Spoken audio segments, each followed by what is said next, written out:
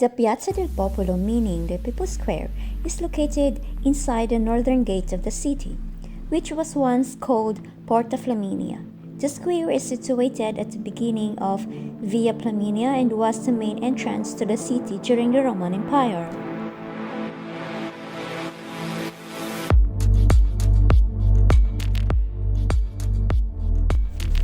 What you can see is an Egyptian obelisk dedicated to Ramesses II, called Flaminio Obelisk. Is located at the center of the piazza, erected in the Circus Maximus during the 10th century. It was transferred to Piazza del Popolo in 1589. Many visitors come to Piazza del Popolo to see the Church of Santa Maria del Popolo, a basilica that features magnificent canvases by Caravaggio and splendid Renaissance decoration.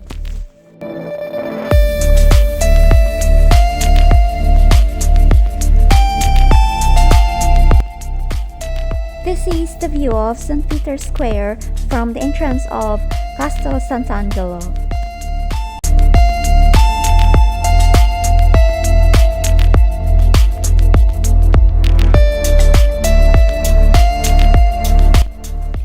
If you are planning to visit Rome to save your time and money, visit first the St. Peter's Square in the morning.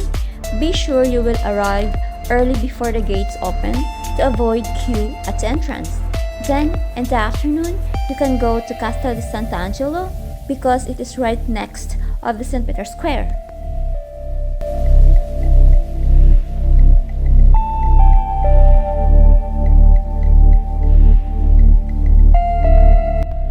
From here, while we are walking arriving to the Castel Sant'Angelo, as a newly visitors in this splendid place, it is fantastic to see the beauty of Tiber River and the famous bridge of Castel Sant'Angelo that's connected to the other side of the city.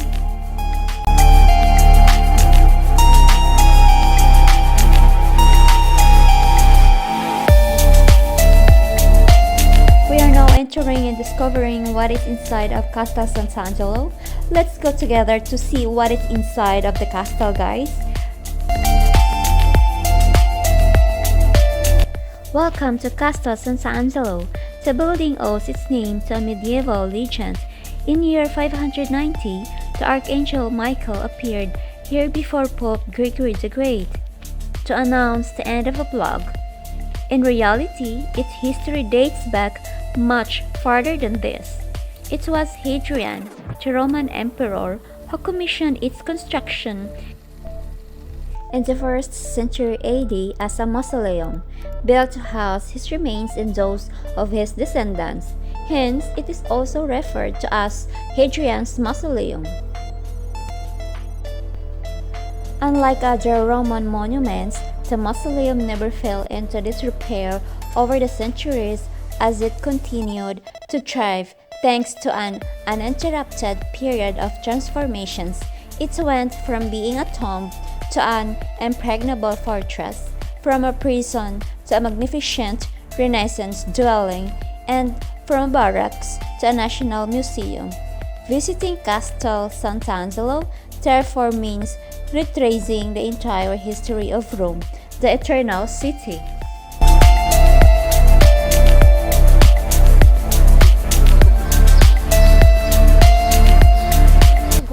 How they built this, amore, nonche. Before there is no high-tech technology to build this. Sassi cemento.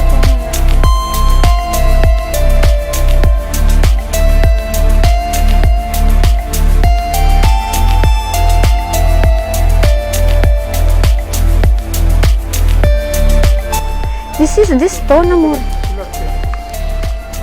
Cortili delle. Cosa devo vedere? When they kill and they shot the people. Ah, here! Oh my god!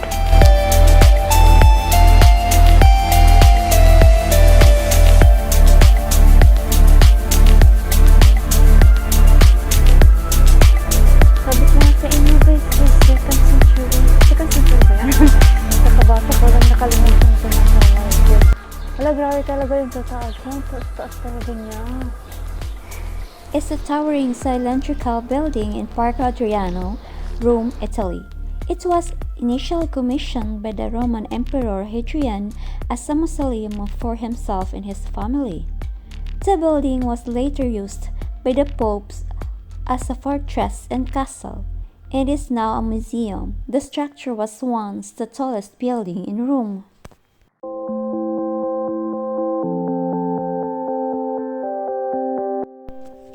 The tomb of the Roman Emperor Hadrian, also called Hadrian's Mole, was erected on the right bank of the Tiber River between AD year 134 and year 139. Originally, the mausoleum was decorated cylinder with a garden top and a golden quadriga. Hadrian's ashes were placed here a year after his death in Baiae in year 1938, together with those of his wife Sabina and his first adopted son Lucius Aelius, who died in year 138. Following this, the remains of succeeding emperors were also placed here. The last recorded deposition being Caracalla in year 217. The urns containing these ashes were probably placed in what is now known as the treasury room. Deep within the building, Hadrian also built the Pons Aelius facing straight onto the mausoleum. It still provides a scenic approach from the center of Rome and the left bank of the Tiber, and is renowned for the Baroque additions of statues of angels holding aloft instruments of the Passion of Christ. Much of the tomb contents and decorations have been lost since the building's conversion to a military fortress in year 401, and its subsequent inclusion in the Aurelian walls by Flavius Honorius Augustus. The urns and ashes were scattered by Visigoth looters during Alaric's sacking of Rome in year 410, and the original decorative bronze and stone statuary were thrown down upon the attacking of Goths when they besieged Rome in year 537.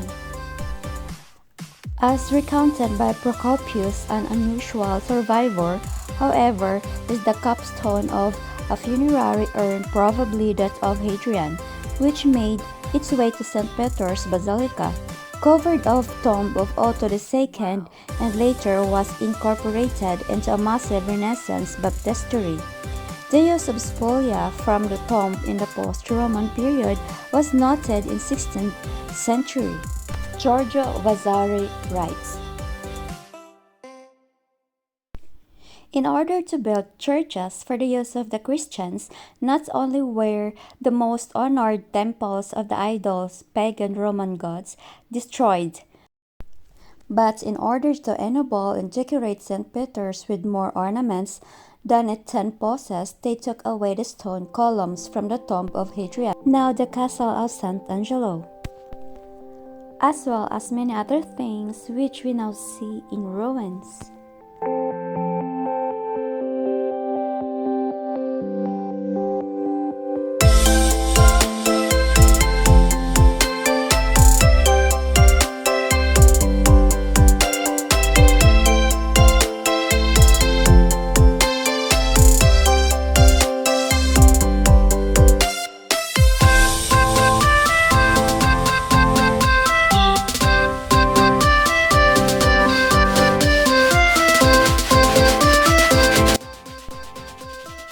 Taking these stairs, it will take you to the balcony of the castle, where you can see the magnificent view of the city.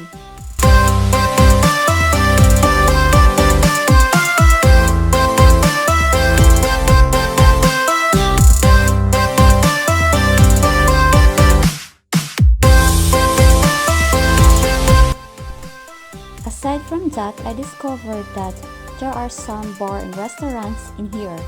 You can sit and have your drinks or food while sitting near in the window of the castle, watching the beauty of the city.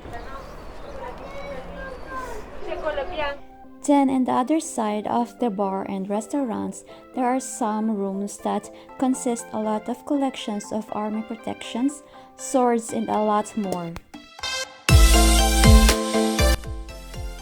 taking the narrow winding staircase that leads to the terrace where the bronze statue of the Archangel Michael stands.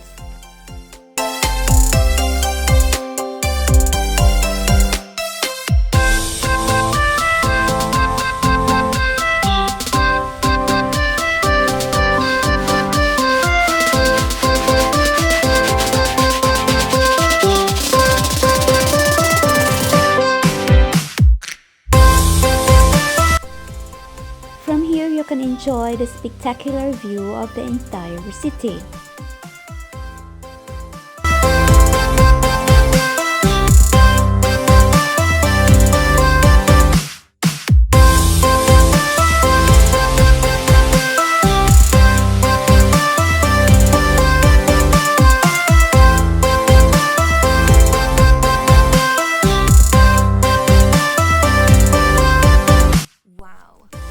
The bronze statue of the Archangel Michael is a work by Peter Anton Barshafeld, who did it to recall the vision of Pope Gregory the Great on the occasion of the end of the flood in year 590.